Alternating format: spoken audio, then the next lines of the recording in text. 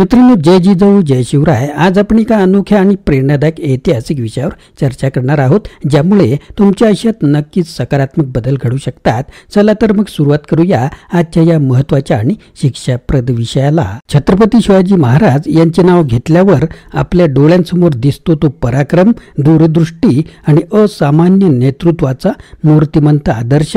परंतु अनेकांना ठाऊक नाही की महाराज केवळ थलसेनेचेच नव्हे, तर भारतीय नौदलाचे पहिले संस्थापक ठरले होते. आपल्या स्वराज्याचे संरक्षण करण्यासाठी त्यांनी समुद्रावर सुद्धा आपले राज्य प्रस्थापित केले.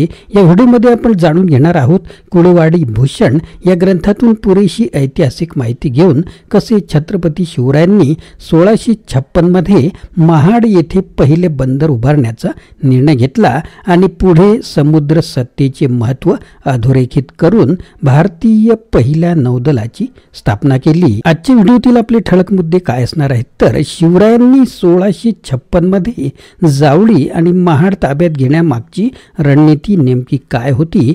शिवाजी महाराजांनी महाड येथे पहिल्या बंदराची उभारणी का निवडली आणि त्यासाठी कोणत्या अडचणी त्यांना आल्या. बंदर भूमिपूजनास भटब्राह्मणांनी विरोध आणि बहिष्कार का केला आणि त्याचे परिणाम पुढे काय होते. शिवरायांनी पोर्तुगीज कारागीर आणि इंजिनियर्स बोलावण्याचा निर्णय कसा घेतला आणि त्याचा परिणाम पुढे काय झाला. शिवाजी महाराजांनी कल्याण येथे दुसरे बंदर का उभारले आणि त्याचे महत्त्व काय होते. नौदलासाठी कर्मचारी आणि खलाशी भरती करताना कोणत्या अडचणी आल्या आणि हिंदूंनी विरोध का दर्शवला. कोकणातील मुस्लिमांना नौदलाचे प्रशिक्षण देण्याचा हा निर्णय का घेतला गेला. शिवरायांच्या काळात जहाज बांधणी आणि चाचणी कशी पार पडली आणि त्यात कोणत्या प्रकारची जहाजे तयार करण्यात आली. 1664 पर्यंत 60 मोठाल्या आणि 200 लहान मध्यम जहाजांची निर्मिती कशी साध्य झाली. 1664च्या बसनूरच्या नौदल लढाईत शिवाजी महाराजांचे नेतृत्व कशा प्रकारे सिद्ध झाले. छत्रपती शिवाजी महाराज भारतीय नौदलाचे पहिले संस्थापक कसे ठरले. मित्रांनो, चॅनलवर नवीन असाल तर चॅनलला सबस्क्राईब करायला विसरू नका. सुरुवात करूया आजच्या महत्त्वाच्या मुद्द्यांना. मित्रांनो, आपण पाहत आहोत स्वराज्य मंदिराचे खांब पार्ट 7. महाराजांचे पहिले नौदल अधिकारी व कर्मचारी. महाराजांनी सन 1656 मध्ये जावळी जिंकून महाड ताब्यात घेतले. स्वराज्याच्या सीमा अरबी समुद्रास भिडल्या. सिद्धी, पोर्तुगीज, डच यांची जहाजे समुद्रात फिरत समुद्रावर सत्ता गाजवत. म्हणून महाराजांनी समुद्रावर पहिले बंदर महाडला उभारायचे असे ठरवले. जहाज बांधणी करून समुद्रावर ताबा मिळवायचा असा त्यांनी निर्णय घेतला. बंदर भूमिपूजनासाठी भटजी पंडित बोलावले. त्यांनी समुद्र पर्यटन महापाप असल्याचे सांगून नकार दिला. महाराजांनी विचारले, सिद्धी, पोर्तुगीज, इंग्रज समुद्र ओलांडून भारतात आले, त्यांना पाप लागले नाही का. पंडितांनीच बहिष्कार टाकल्यामुळे प्रथम कोकणातील हिंदू, कोळी, कुणबी, आगारी, भंडारी, भावकर इत्यादी समाज सुद्धा बिचकले. परंतु महाराजांना जहाज बांधणी, बंदर बांधणी व समुद्र विजय कार्यक्रमाबाबत पक्का निर्धार होता. म्हणून त्यांनी जहाज बांधणीसाठी पोर्तुगीजांकडून कारागीर, इंजिनियर्स मागवले. त्यांना भरपूर मोबदला दिला. बंदरही उभारले. सोबतच दुसरे बंदर कल्याणला उभारले. हे काम सुरू असतानाच नौदलासाठी नौदल प्रमुख, सहकारी, खलाशी यांची भरती सुद्धा सुरू केली. परंतु कोणीही हिंदू तयार नव्हते. म्हणून महाराजांनी कोकणातील मुसलमान बांधवांना प्रशिक्षित केले. सलग जहाज बांधणी व चाचणी सुरूच होती. सन 1664 पर्यंत जवळपास 60 मोठे तर 200 लहान मध्यम जहाजे निर्माण झालेले होते. महाराजांनी कायमस्वरूपी व्यवस्था म्हणून काही नौदल सैन्य भरती केले. त्यापैकी प्रमुख नावे अशा प्रकारचे आहेत, तर नौदल प्रमुख दर्या सारंग, सहकारी अधिकारी दौलत खान, इब्राहिम खान, नूर खान बेग, श्यामा खान, हुसेन खान मियानी, सिद्धी मिस्त्री, सुलतान खान, दाऊद खान अशा प्रकारचे. पुढच्या काळात स्थानिक आगरी भंडारी सुद्धा आले. त्यात मायनाक भंडारी हे प्रमुख होते. याशिवाय हजारो अज्ञात बांधव सुद्धा होते. आपल्या नौदलाची कार्यवाही पाहण्यासाठी महाराजांनी प्रथम 8 फेब्रुवारी 1664 रोजी कर्नाटकातील बसनूरची लढाई जिंकली. सुमारे 45 दिवस महाराज जहाजावरच होते. महाराज यशस्वी व जिवंत परतल्यानंतर बहुजन हिंदू युवकांची अंधश्रद्धा तिथे संपली. नंतर बरेचसे आगरी, कोळी, कुणबी, भंडारी असे युवक मराठा आरमारात चमकले.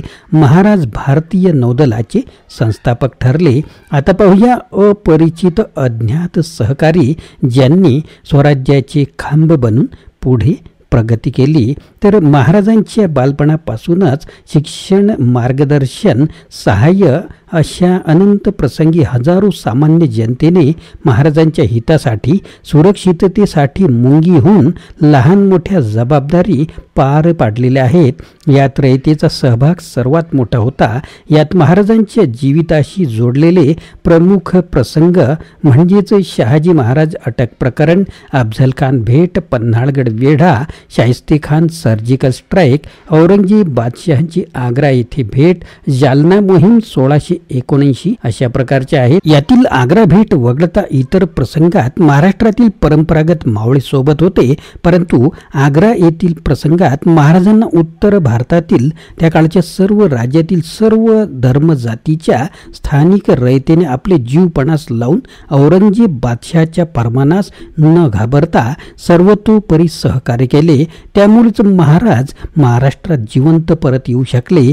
महाराज आग्रा येथून बाहेर पडून प्रथम घोड्यावर मथुरा व पुढे घोडा, पायी, पालखी व प्रामुख्याने नावेने वाराणसी, पाटणा, पुरी, छत्तीसगड, आंध्रा, तेलंगणा, राजगड असे पोहोचले होते असे बहुतांशी लोक मानतात. म्हणजेच महाराजांना आजच्या उत्तर प्रदेश, उत्तराखंड, झारखंड, बिहार, ओडिशा, छत्तीसगड, आंध्र प्रदेश व तेलंगणा या राज्यातील आदिवासी, नावाडी, मुसलमान, कुर्मी, ठाकूर, ब्राह्मण, कायस्थ, श्रमकरी इत्यादी अनेकांनी सहकार्य केले होते. महाराज आग्रा येथे जाण्यापूर्वी महाराजांनी उत्तर भारतातील माहिती हेरांमार्फत घेतलेली होती. परंतु उत्तर भारतात किरकोळ राज्य मोगलशाही बाहेर होते, पण ते मोगलशाही टक्कर देण्यात कमी होते. परंतु आसाममध्ये महाराजांचा समकालीन व समवयस्क राजा चक्रध्वज सिंग अहोम राज्यप्रमुख होते. ते मोगलांशी टक्कर देत होते. मोगलांना प्रयत्न करूनही आसाममधील बोरफुकान म्हणजे गव्हर्नर्सना हरवणे जमले नव्हते. लोचित बोरफुकान आसाम राज्याचे सेनाप्रमुख होते. आसाम राज्याचे तत्वे पूर्णपणे स्वराज्याशी जुळत सुद्धा होते. आग्रा भेट निमित्ताने महाराजांचे हेर आसामपर्यंत पोहोचलेले होते. आग्रा सुटकेच्या नंतर महाराजांना गंगा पार करण्यासाठी आसामच्या सेनाप्रमुख व राजांनी सहकार्य केले होते असे गोहत्तीमधील शिव मंदिरात सांगितले जाते. कदाचित यामुळेच पुढे मराठे उत्तरेत अटके पार पश्चिम तर पूर्वेस अंदमान पर्यंत पोहोचले, पण आसामला धक्का लावला नाही. एवढे विस्ताराने लिहिण्याचे कारण महाराज आग्रा कैदेतून स्वयंकौशल्यावर बाहेर पडले होते. परंतु त्यांना आपले प्राण धोक्यात घालून उत्तर भारतीय बांधवांनी जिवंत महाराष्ट्रात आणले.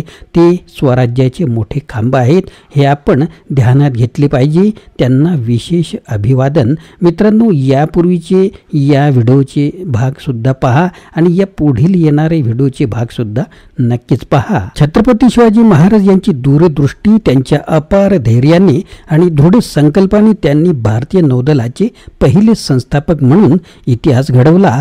महाड आणि कल्याण येथे बंदराची उभारणी, पोर्तुगीज कारागिरांना आमंत्रित करून जहाज बांधणी आणि कोकणातील मुस्लिमांना नौदलात प्रशिक्षण देणे या सर्व गोष्टींनी त्यांनी आपल्या स्वराज्याची समुद्र सुरक्षा कणखर बनवली.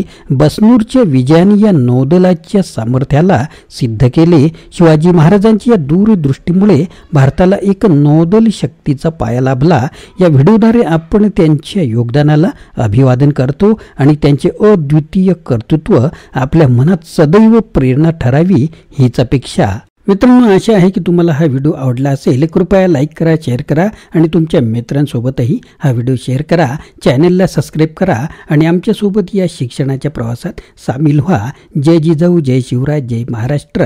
Video legal disclaimer. या व्हिडिओमध्ये व्यक्त केलेली माहिती, विचार आणि मते ही संपूर्णपणे लेखक, पुस्तक किंवा इतर संदर्भित व्यक्तींची मते आहेत आणि ती कोणत्याही प्रकारे मालक, निर्माता किंवा यूट्यूब चॅनलच्या विचारांशी संबंधित नसू शकतात. या व्हिडिओचा उद्देश केवळ शैक्षणिक आणि ऐतिहासिक माहितीपूर्ण स्वरूपाचा आहे. कोणत्याही प्रकारची चुकीची माहिती दिली असल्यास ती जबाबदारी सदर लेखकांची आहे. कोणालाही दुखवण्याचा आमचा हेतू नाही. आमचे यूट्यूब चॅनल किंवा व्हिडिओ निर्मात्यावर कोणत्याही विचारांबद्दलची कायदेशीर जबाबदारी येत नाही. पुस्तकातील विचार आणि संदर्भ यावर कोणतेही हक्क आम्ही दावा करत नाही. मित्रांनो, आपण कमेंट किंवा कोणतीही प्रक्रिया करताना याचा विचार करावा.